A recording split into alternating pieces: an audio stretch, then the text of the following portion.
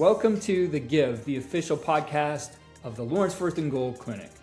This platform exists because coaches believe in two things: getting better and giving back. Every clinic, conversation, and shared idea helps raise funds and awareness for families battling pediatric brain tumors.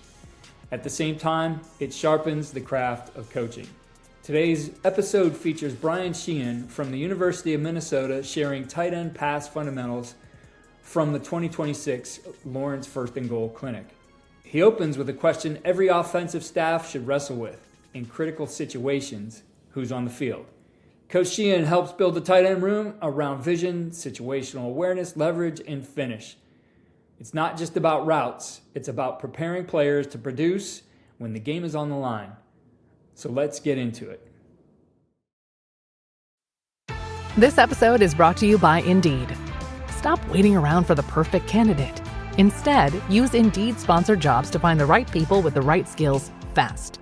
It's a simple way to make sure your listing is the first candidates see. According to Indeed data, sponsored jobs have 4 times more applicants than non-sponsored jobs. So go build your dream team today with Indeed. Get a $75 sponsored job credit at Indeed.com/podcast. Terms and conditions apply. I want to ask a question. In critical situations, who's on the field? If you want to elevate your offense this season, pour into the development of your tight end room. Tight ends can add a gap, create a matchup, in many cases dictate opponent personnel. Recently, Coach Saban was quoted as saying that 2 of the most difficult matchups are when they have a mismatch on the running back or a mismatch on the tight end. At Minnesota, we've had a rich history at the tight end position. Guys like Ben Utek, Matt Spaeth, Max Williams. And in recent years, during Coach Fleck's tenure, Co Keefe, Nick Callerup, Brevin Spanford have all made an impact in the NFL at the tight end position. Elite tight ends do 3 things. They win their play side gap, they win route side space, and they win the contested catch. Our talk today is going to focus on points 2 and 3. From the outset, we've got to be clear about expectations. The job of a coach is to teach and demand. And the job of our players is to prepare and perform. In short, we want to get our players to know what to do so they can play fast and aggressive. The teaching starts with the eyes. By and large, football is a simple game. Among the challenges is that it's seen through the eyes of each player. As a player, if my eyes are right, my hands and my feet will follow. We asked 3 questions post-snap to confirm that the eyes did what they were supposed to do. Number 1, where did you look? Number 2, we ask, what did you see? And then if those first 2 questions are answered correctly, we ask, what does that mean? My eyes are a huge factor in being what we call PSP, or pre-snap perfect. My pre-snap process goes as follows. It starts with the situation. And then my eyes go to coverage and alignment. Next, I've got to identify the front or the ID in the run or pass protection scenarios. And then finally, my eyes need to see my primary challenge and my secondary threats. When it comes to situational football, every play is a situation. The score, time remaining, down, distance, spot on the field, each create a unique situation that each play lives inside of. My cross is going to play different in the middle of the field on 1st and 2nd down than it will on 3rd. It's going to have different goals and different defensive tactics against it in the green zone or in a 2-minute situation. Among the things we say here is that a smarter player is a better player. Guys need to have an understanding of the situation to know what's the purpose of the play from the play caller and what's the defense that I anticipate seeing in this scenario. All the time, over the loudspeaker at practice, you'll hear Coach Fleck say, play the situation and not the play. Next, our eyes go to coverage. And I'm not going to go through a whole coverage clinic, but what I want to reinforce is that your tight end room needs to see coverage the same way your quarterback sees it. One of the best things we've done here is streamlined defensive identification. The deepest guys on the field are the safeties. The widest guys on the field are the corners. Next guy inside the corner is the alley, and the next second-level defender inside of him is missing. Now, don't get me wrong. There's plenty of room for talking about body types, actual positions, etc. But when it comes to introducing coverage and speaking quickly and intelligently about concepts and who we're working to manipulate and beat, corner alley safety comes up a heck of a lot more than Mike Salmon will. From the tight end position, we want their eyes to go to the safety and alley alignments first.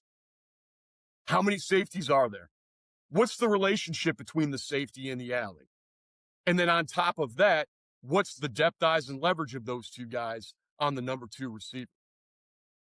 In 3-by-1 formations especially, the Missy completes my triangle. His alignment, his leverage, his demeanor are going to tell me a lot as well about what I'm about to see on the upcoming play. There are 100 reasons for me to anticipate coverage and then adjust or confirm post-snap. Maybe it's a 1-high, 2-high call. Maybe you have a cover 0 check. Maybe man or zone is going to influence how I'm running this route. Who do I need to beat? In man coverage, it's obvious. But in a zone, our overarching principle is if you're open in the zone, stay open in the zone. Before we continue with Coach Sheehan, I want to take a minute to explain what's changed this year with the Lawrence First and Goal Clinic. The clinic is no longer just a 3-day event. LFGclinic.com is now a year-round coaching platform. Inside the platform, you'll find full HD clinic presentations, complete game film cut-ups in those presentations, install breakdowns and teaching progressions, private podcast feeds, live Q&A sessions, and roundtables, curated learning tracks for head coaches, coordinators, and position coaches. It's not a highlight reel, it's the full teaching. With a premium membership, you get on-demand access to the entire clinic library, including sessions like this one from Brian Sheehan with game film diagrams and detailed coaching progression that go beyond what we can share here. If you're leading a staff, the Staff Pass gives your entire coaching staff access. That means your tight ends coach, your OC, your GA, everyone can study the same material and speak the same language. And every membership supports the mission of Lawrence First and Goal Foundation, funding research and services for families battling pediatric brain tumors. You can explore the premium and Staff Pass options at lfgclinic.com. Now let's get back to Coach Brian Sheehan. Front and ID, those are going to pertain to run blocking and protections. And that was in a previous clinic. Next, our eyes go to what's the immediate challenge. And to that end, we start teaching about releases. We've got 3 rules for releases. Have a plan, hit the gas, and work low to lower. When it comes to having a plan, 2 things influence which plan I'm going to put in place. What's the leverage of my defender, and what's the desired direction of my release? Next, I want to hit the gas. And gas stands for grounded, attacking, and staggered. Grounded, I mean I've got one powerful foot in the ground at all times. Attacking, my steps on my releases are either attacking vertically or attacking the leverage of the defender. And then staggered, again, helps me maintain a powerful position. Never feet parallel, always one foot in front of the other so I can operate off my insteps. And then tying it off, working low to lower, I want my hips down through my release. I want to make sure that I've got energy loaded in my hips, knees, and ankles. But with my hips down, my insteps in the ground, and I can move powerfully through whatever release I choose. When it comes to teaching the releases, we start with a toolbox, and we divide the body in half, uppers and lowers. The purpose of my uppers is to control contact. Wipers, chop, shed. And the purpose of my lowers is to control space. We teach about halves, stretch, and express. Wipers. I'm going to use wipers as a tool when I am square with the defender. This is a line of scrimmage tool. When I operate with wipers, my elbows are down and my fingers are up. I'm wiping violently through the wrist of the jam hand. I'm wiping opposite of the direction I'm going. And you can see me on the screen here. If my release is that way, my wipers work this way in conjunction with the final step of my release. If I'm in transition, nor no longer square to the defender, I might use a chop or a shed. The chop is when the defender's hand is on my hip attempting to redirect. It's a violent chop downward through the wrist of my defender. And if the shed occurs, that happens when the defender makes contact on my shoulder. Same wiper hand and elbow position, but it's off to the side. It's a violent action back and through the wrist. When it comes to these uppers, you see the wrist targeted quite a bit. Anytime we're hand fighting, an overarching rule is that we want to attack joints, not muscles. Additionally, when it comes to a wiper, chop, or shed, I only use it if I need it, and I'm only going to use it once if needed throughout the course of my release. Next, we transition to lowers. We've got halves and we've got vertical express. Halves are literally a half step. We're talking about short, powerful steps that manipulate the defender and close the space. My half steps keep me grounded, attacking, and staggered, as is my rule. I've got the weight operating on the insteps of my feet, the inner parts of my feet, and I'm working low to lower through the halves. The express is the vertical step that propels me downfield. How often have we seen young players on their release end up 4, 5, 6 yards wide of the defender, making the release virtually useless as it limits my push downfield? I need to get that vertical express in the ground immediately, as soon as possible after my release, so I can set my line and get to my break point. With the tools taught, we can apply those tools to our plans. 3 primary release plans that we might teach the tight ends at the line of scrimmage: 2 halves, 3 halves, and a press stretch. If I see inside leverage and I need an outside release, I have leverage and I want to keep it. I'm going to execute a 2 halves release. If I see inside leverage and I need an inside release, I'm going to use a 3 halves release plan.